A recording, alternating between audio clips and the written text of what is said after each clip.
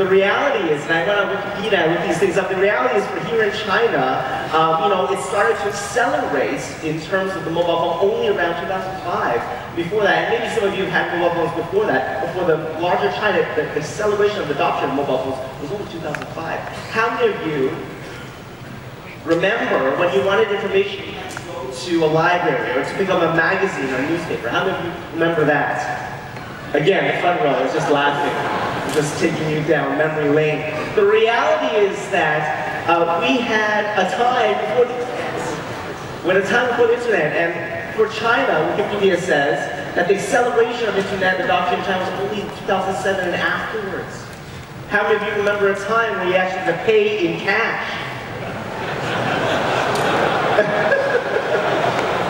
Amazingly, this was only maybe just 10 years ago, right? Only just 10 years ago.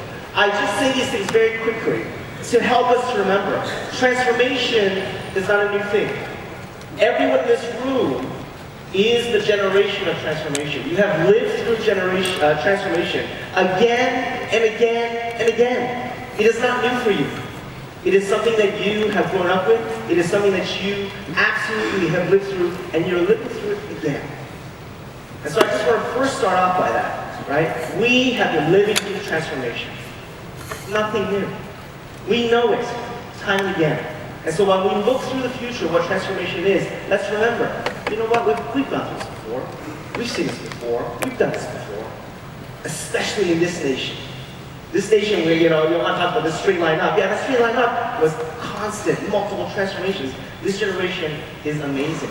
The type of things you guys have gone through, just imagine your parents and you, and how radically different the world is. So why would we ever be surprised that our future looks like transformation as well? It is absolutely nothing to be afraid of because we've gone through it before. But indeed, everyone is talking about transformation. It is an important word. PwC did a survey earlier this year, 20,000 people between CEOs and employees here in Asia Pacific. 39% of employees think, yeah, you know what, our organization needs to change in the next 10 years. 53% of CEOs feel the same way. Indeed, everyone recognizes that we are in a special time. It is a time of change, absolutely. Now, Johan has already talked a lot about it, so I'm not going to spend too much time, but internationally, we are going through major changes. Right? The economic system, the global system that we have grown up with for the last 30, 40 years is now going through change. Now, we don't know what all of those changes are going to look like, but indeed from an open and an integrated system to now one much more about strategic competition, now much more about maybe decoupling, maybe more regional.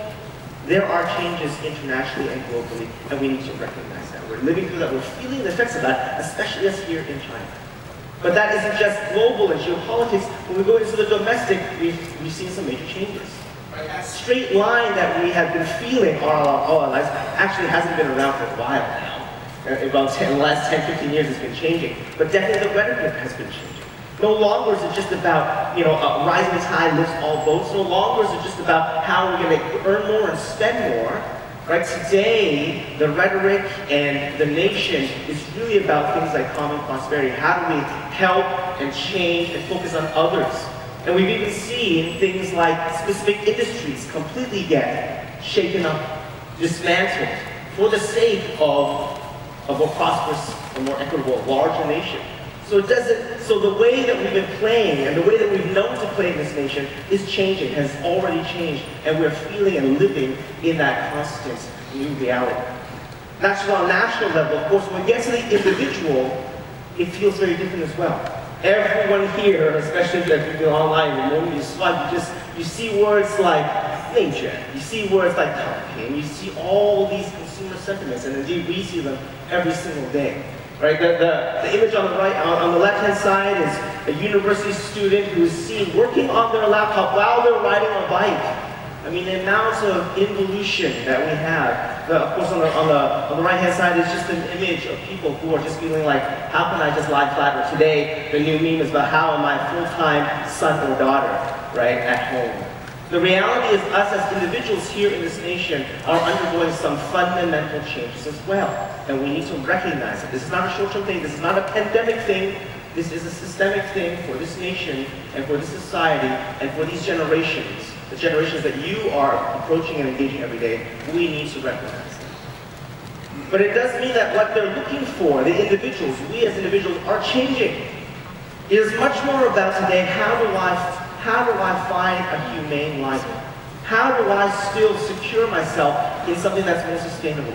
How can I go deeper into myself and understand myself more? How can I find a space where I can feel that I can be laid back? How can I reclaim a sense of normalcy? Our consumers are changing, our world's changing, the individuals are changing, and it means that, of course, we have to change. It is true, we are in the midst of a societal transformation.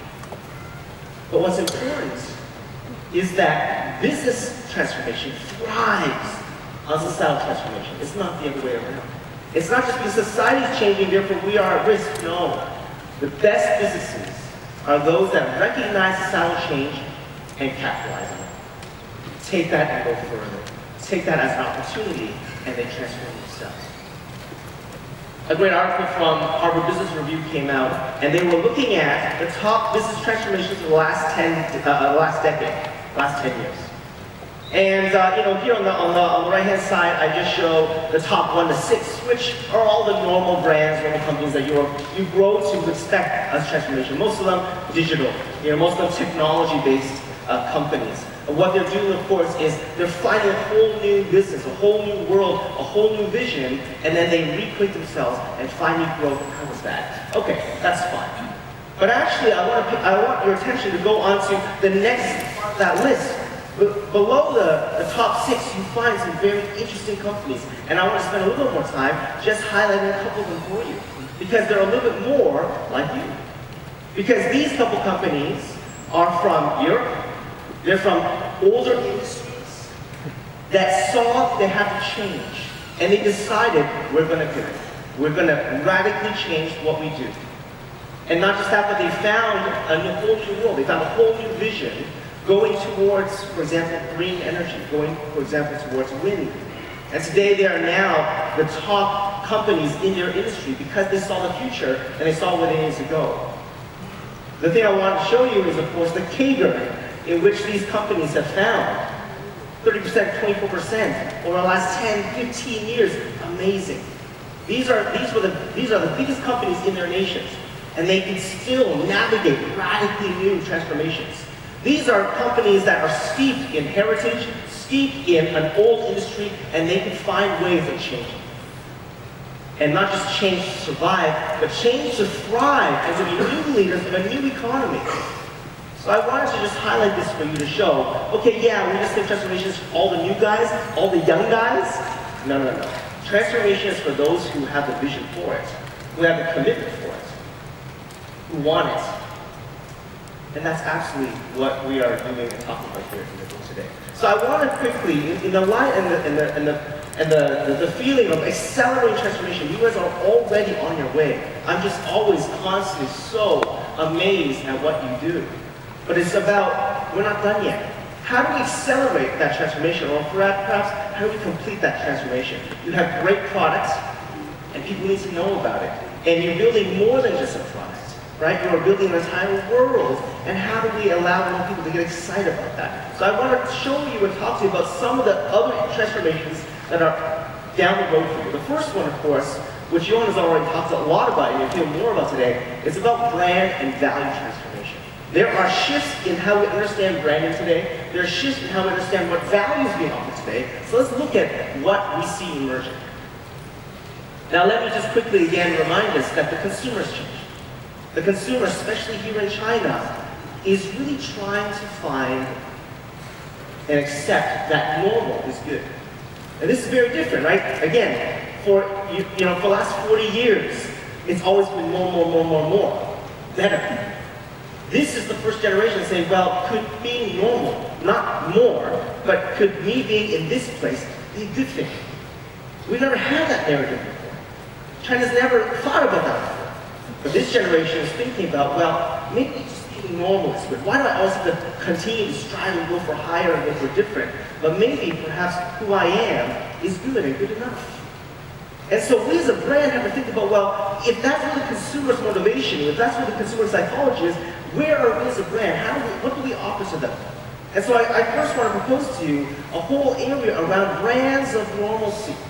We talk about this generation really seeking to reclaim what normal is for them because of the crazy changes we have in this world.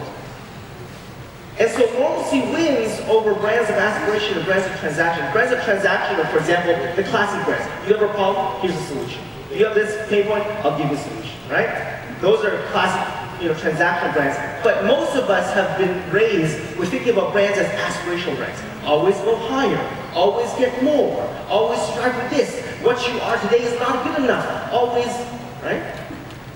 But maybe that's not relevant for this generation. This generation wants a brand that focuses on helping them self-reflect, helping them expand their empathy, helping them get a practical understanding of themselves. Because they as an individual are in a crazy world that's changing. They feel so lost and they don't know who's going to help them and they don't know who understands them. Perhaps a brand of normalcy will be something that they find highly relevant and highly necessary. And so we see wonderful brands that do that. Corona is a beer brand, but for one of their campaigns, they sent out these buckets of lime trees. And so, you can water it, you can take care of it, you can watch this little lime tree grow. Of course, in the end, it produces for you a lime and you can drink with your Corona beer. But the whole point here is to say, oh, actually, Corona as a beer brand is here helping me to build whole new habits about growth and time and, sustainableness. Lego, of course, is a wonderful poster child always. Not only for kids, but for adults. Lego understands, you know what, we even as adults don't want to just feel like a kid, but we want to spend this time to go into ourselves. So they produce interesting sets like a jazz set or a bonsai tree set. Again, to say these are moments where I can go into myself. These are moments that are normal. And a brand can come and be with me as I go deeper and celebrate and enjoy being a normal person in a normal life. These are brands that become highly relevant and highly intimate with who I am. Neiwai is a Chinese company, and they do the same thing. They're talking about the normalcy of our body and our body shapes and our body identities. It's not just about feminism, but it's really about how do I feel normal in my own skin. And instantly, even a Chinese brand can say, I understand you, and we can build empathy together. We are in an era where normalcy is highly needed and highly sought for. And how do we as a brand not just say, you're not good enough, go for something higher, when they're saying, but I feel so insecure already, how can you help and come around me where I'm at, instead of saying, I need to leave and go somewhere else. Now the other part about brands I want to share about is brands of awareness. Brands of awareness. Because again, as an individual with social media today, all of us are swiping every day. We have so many data points. And to be honest, the young person is so scared. They see all the bad stories online. They see all the what ifs. And they don't know what to do. They know it's a complex world. They don't know who to trust. They always think there's some other scandal or some ulterior motive. And they're asking a deep question, which is who can help me understand this world better? It's just too complex. And so brands of awareness are brands that actually help me get a better feeling and a better understanding and perhaps a sense of control of the world around me. And I want to propose to you that a brand of awareness today is the new aspiration for this generation. If we can help an individual start to feel like they have a better sense of the world around them, that's what they want to go for. That's the brand that they want to be aligned with. Now this is a very interesting, important chart. This is by Deloitte. And Deloitte did a big survey around, including China. And they asked consumers, what are the things that you consider when you consider a brand? The top issues. Look at the top issues. 20% say about how the company treats its own employees. 20% how the company treats the environment. 90% how the company supports communities in which it operates. Let me ask you, where is the brand and marketing department? Not on this list. And this is exactly what Johan said earlier. You are the ambassadors. So I know that in this room, very few of you are marketing and sales people, and a lot of your production. My friends, production is the brand. Look at what the consumer is looking at today. They're not looking at just your communication. They are getting communication. But they're looking at you. They're looking at why you have gathered. Why do you feel good about this company? Why have you joined this company? What is it that you're doing in your life? Why are you so crazy about this product? They're looking at you. You are absolutely the ambassadors. It's not just about you have to go out there and start your own social media and kind of talk about BMW. They are literally going on Zhihu and Baidu and everywhere, and they're searching and trying to understand you. What is this company? Who are the people behind building these vehicles and this product? Why are you passionate? And so it's important for you to recognize that consumers are sophisticated today, and they're looking at you. And they want to know whether or not you care about why you're doing what you're doing, right? And the awareness of who you are, not just in the product, but the awareness of you as an organization in this place. I loved how today Johan said it's about feeling at home, right? We are home in China. You're here in Shenyang. How do we as BMW recognize and show that we are actually here present in Shenyang, other than the factory, but how about outside the factory? How about in this province? How about in the places that we are, the offices, even the dealerships? Do we recognize the world that we actually live in? The people that are around us? How do we actually be present in this place beyond just our own factory walls? Because that's what consumers are looking at. And we talk a lot about luxury. Johan also mentioned, what is the future of luxury, right? Premium is no longer about exclusivity or status, but about level of conscientiousness. If you are an aware brand, if you say, I recognize, I have an understanding of this world, and I'll help you understand what this world is like. And also, beyond that, understand what this world is like, I can create my value chain conscientiously, which I know BMW does that very well. But beyond that, say, and I also invite my customers and consumers to come in, because joining me, we will take better action around the world. This type of brand is a brand that commands luxury, commands premiumness, commands loyalty. Satinbird is, I'm sure many of you drank this coffee brand before. Chinese coffee brand. They have a great program about collecting their capsules, and they collaborate with hundreds of other brands and touch points all around China, multiple cities. They're greatly celebrated because of the way that they're building, of course, their supply chain, but the way that they invite participants, consumers, to be sustainable with them. Not only that, but their price point is a commanding price point, it's a premium price point in a highly competitive industry of instant and fast coffee. Troya, which is a beauty brand, China beauty brand, originally was laughed at because it was just a copycat of Olay. But they started to have whole new understanding that their brand is about raising awareness on mental health.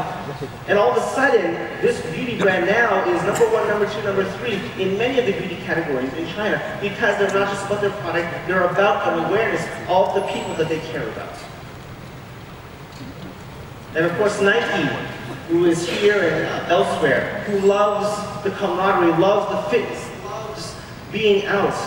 Again, not just about brand and communication, but just in the way that they organize themselves. They give their employees, and I'm not saying that every company has to do that, but they give their employees summer Fridays, because when it's summertime, go out and play sports, go out and get active. And look at the verbatims, look at what the employees talk about, what the consumers see as, you know what, this is a company. I want to buy the product. I want to be part of the world, because they really walk the talk. They really organize themselves around what they believe in. We need to be brands of awareness.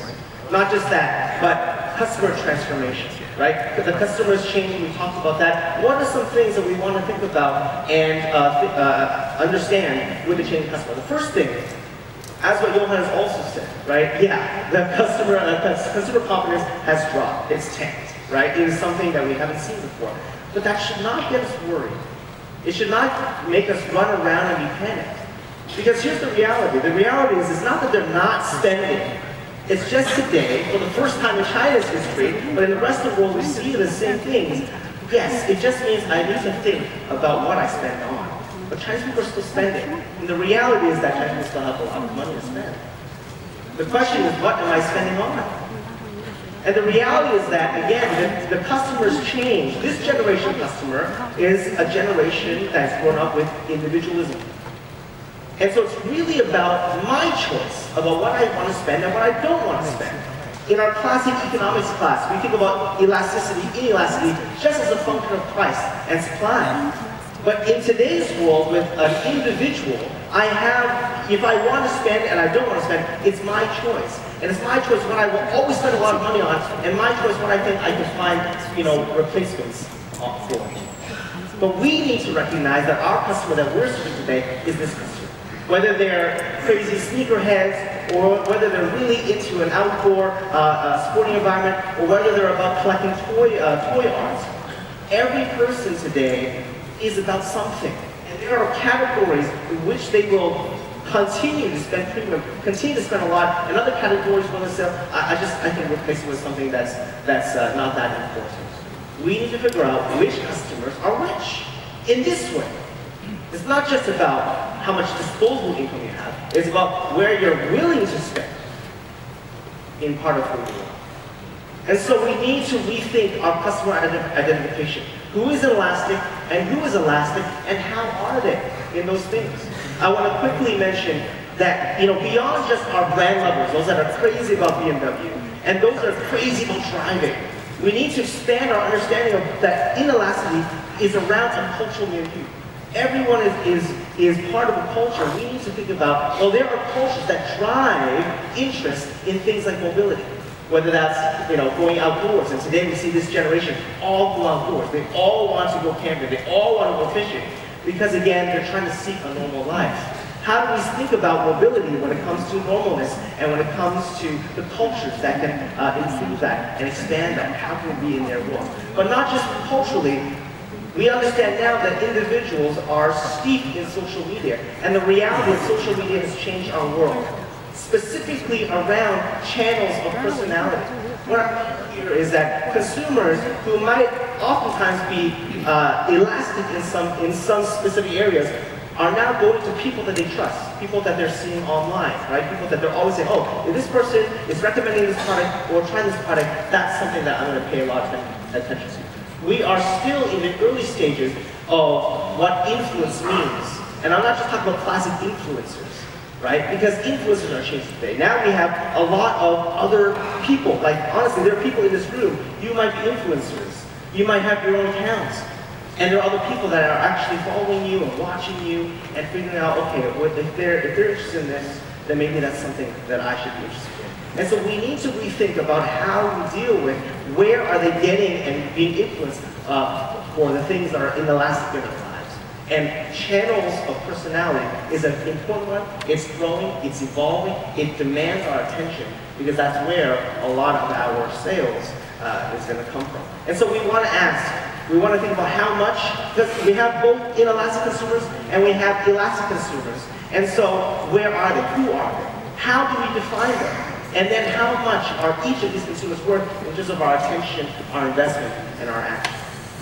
I want to continue and talk about, it's not just about finding customers and identifying them, but it's also about the interaction, right? We talk about being an ecosystem here. And that's very important, and indeed, and we talk about digital. And I just want to say this one thing, because I've come here and I've shared with you a lot about digital in the past as well, right? Digital is absolutely important. Yes, you're doing great jobs in transforming yourself, in being versed in digital, but it's not just about, interaction is not just about digital behavior. The reality is that the consumer today, yes, is digital, but really, if we think about it, the consumer is, again, living in social media. And so this new format, these new platforms are changing their expectation of the relationship with their brands, right? It's not just a format change. It's not just a physical to a digital format change. The fact of this new medium of social media means that the relationship expectations are changing.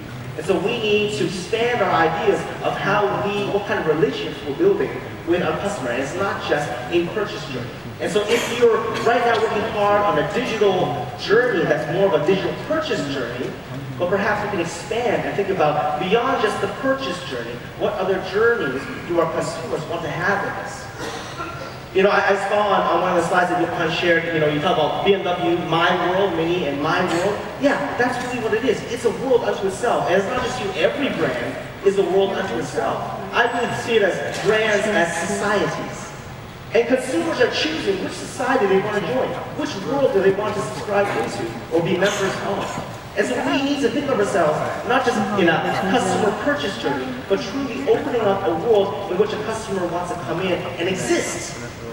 And so the things that we offer have to expand.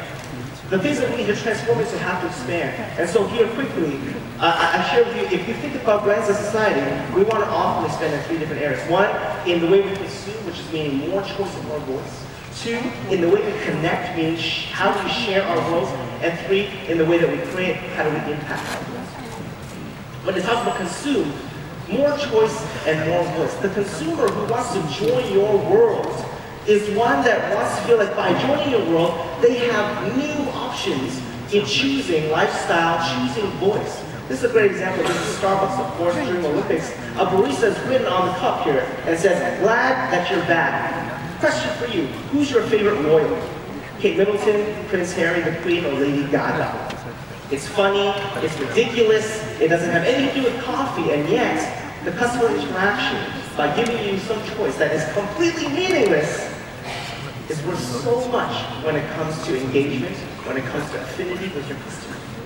We can't just think about choice, about efficiency, and getting you to the end goal of whatever purchase or whatever function. Choice is part of our attitude. The way that we create options is part of our voice. And what kind of options we give to our customer, again, is the way that they can exist with us in our world. So we need to expand our understanding of choice. That goes even beyond with things like benefits, right? Benefits, and the way that we design benefits is a relationship design. Nike here is a great example. You know, in their CRM program, you know, oftentimes CRM is about the more you spend, the more points you get. Nike changed it, so that's not the relationship we want to have with our customers. They said the more you sweat, the more points you get. And so they really believe that the way that they design their incentives, the actions and the activities their customers have with each other and with them is what they want to celebrate. What do we design? What are the values that we care about? What are the actions that we see as the customer we want to celebrate? And how do we incentivize them? This is the world that we're building. It's not just, you know, take your vehicle and then bye-bye. It's about join us in this world. And what's this world about? How do we design that and incentivize that? It's not just, you know, in terms of choices, but it's also thinking about our offline world, right? It's really thinking about the touch points that we have. Here's an example. Of course, this is Lululemon. Lululemon has chosen that all of its touch points are in the city, easily accessible, and you go there not just for the product, you go there for it being part of your lifestyle. And not just that, you go there in the hopes of meeting other people, or you go there bringing your friends to those places. A completely re-understanding about what our physical touch points mean. And I know you're thinking about that today with your dealership and also your direct-to-consumer. Your touch points physically are chances for you to completely recreate what your world is. You know, does the consumer go out of the city to meet you, or can they meet you on their way to work, or just out of their home, or in their home? In what ways? And what are they doing when they meet you? And who are they meeting when they meet you? We need to rethink what our physical touch points mean and what kind of relations people are expecting when they come into our business touch points. I love this example. This is Gaoda Maps. And they take the customer data and you can share your journey with other customers. Right? It's a great function. Right? And so all of a sudden, our customer data, we're so proud of collecting our customer data. It helps us do our job better. But how about if we flip it upside down and say, this customer data, perhaps also we can share with other customers in a way that benefits each other. In Gaoda Maps, again, you can share your trip with other people. Other people can not just follow your trip, but then perhaps have the chance to meet each other, saying, hey, how come we're always taking the same route together? How come you're always going to the same places I am? Maybe there's some commonality, maybe there's a new relationship there. We who are building a society, we who are building an ecosystem, should be building an ecosystem where the more that is shared by customers to each other makes the ecosystem better. And that's, you know, if we think about what's the future of BMW, the future of why customers want to come to us, are they coming to us only for the vehicle, or are they coming to us for the richness of the ecosystem? Well, Johan Zhe talked about some of the competitors, especially the Chinese competitors, who are doing different things. You know, it's because they're offering a world that is interesting and exciting. So we want to be able to do that as well. Last quick point here. Again, when we talk about an aware brand, it's about how do we invite our consumer. It enhances all. AI here is to help you. I'm not promoting AI, okay? But I'm saying here, we need to think about AI as an opportunity. It is a great enhancement, right? It is part of our reality. We need to think, we should have been thinking yesterday, we need to think definitely today about where AI exists in our organization, in the way that we work together, right? And we had the same conversation when mobility, mobile and digital came on as well. We're like, oh, digital's here, it's gonna make a whole bunch of people laid off. But in reality, digital didn't do that. Digital just enhanced us. Hilton is a great example. They changed all their front desk concierge into digital. You would think that they had to fire a bunch of the front desk people. But instead, no, Hilton said, no. Now with the digital platform doing all the main front desk stuff, our front desk workers can focus on the important things, which is the face-to-face interaction. Whether it's digital or it's AI or whatever else comes next, it's about enhancing us and allowing us to focus more on the things that make us truly excellent and different. And so we need to take that attitude.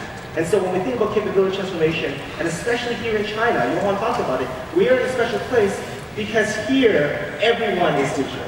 Everyone is individually empowered. There is no other nation or economy in the world that is more online and everyone more empowered with more apps and more capabilities than here in China. More comfortable with being digital. And so that has to start with us here individually.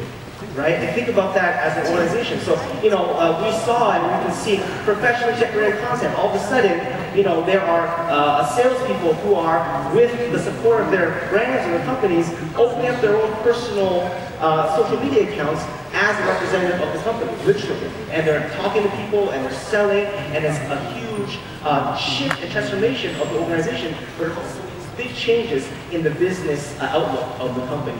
It's not just here in China, but we think about, and it's not just mass brands, but even luxury brands are trying this. This is Gucci, and Gucci globally and now here in China are also doing digital sales. But it's not just digital sales. When you sign up onto Gucci and you say, I want to have a one-on-one time with a salesperson, that salesperson, before they meet you, gets your personal information, gets what you're interested in. They can prepare a really interactive and customized experience just for you because they have the right information from you. And so when we think about how these capabilities can enhance our work, enhance what we do better, we need to recognize that many of the best brands in the world are doing the same thing. We have to be one of them. We have to actively think and talk about how do these options and tools help us. AI catalyzes generative business functions. We have to think about AI being robots, doing factory work and stuff. No. AI should be helping us, especially the people in this room, the people that are moving around ideas. Whether it's about thinking about how to write a better ad or briefing your agencies to maybe just making a better PowerPoint, right? Or this is an image, of course, generated by AI, so realistic today. And these are things at your fingertips that you can absolutely use right now. It will make your meetings better. It'll make your collaboration with your teams better. It is available now. Why are we not doing it? It enhances your work. And so, Johan talked about it. If we want to be a transformative company, we need to see ourselves as transformative people first. We see ourselves as transformative, then we can talk transformative to other people, and that breathes through the entire organization and then beyond the organization. My last thoughts for today. My last thoughts go back to this HBR article. And there's one more company I really wanted to show you, which was this one. This one started in 1874, went through 2 world wars, and transformed 12 times, major transformations. It started off making baby carriages and bike carts, and went into the automotive world, doing frames. But through the transformations, changing again and again, today it is completely transformed into water purification. And look, 100% of his business, 100% of his business is all new growth, new places. An 1874 company can transform itself 12 plus times in the last 100 plus years. I leave this idea to you and this inspiration just to think and look at the CAGR, 25% year over year. We can do this. People have done it, and not just once, but multiple times. This is the last thought that this HBR article had, is the company thrives by its ability to reposition itself to create a new future and to leverage a purpose-driven mission to that end. And I highlight here, creating a new future. Because obviously what I saw today, looking at all the amazing new innovations and products you're producing, you are creating a new future. You're constantly doing that, right? And I just want to leave you with this thought, because the reality is that if you believe that you are in the business of the future, then in reality, truthfully, you're in the business of transformation. There's no way for you to create a future and not expect transformation, because you are the instigators, you are the initiators of transformation. It doesn't happen from the outside in, it happens here, inside out. And you guys are doing that in an amazing way, and you can only do that if you do that together. All of these amazing companies didn't do it just by one person, one leader. They were able to manage it and to build that because everyone got together behind an amazing vision and committed transformation. And that's what you guys are doing today. Today I'm just sharing these amazing thoughts and some ideas and thought starters to help you accelerate and to envision what does it look like to complete the transformation that you've already begun. Where you're doing amazing work, and it's just about pressing into it and seeing every other thing, every other change out there as an opportunity for you. It's an opportunity for you to grab right now. And we're doing it, that we have the perfect opportunity here in China, the best place to try all these new things. So thank you so much for your time, and I do welcome your questions, and hopefully there are some interesting thoughts as well, but thank you so much for listening.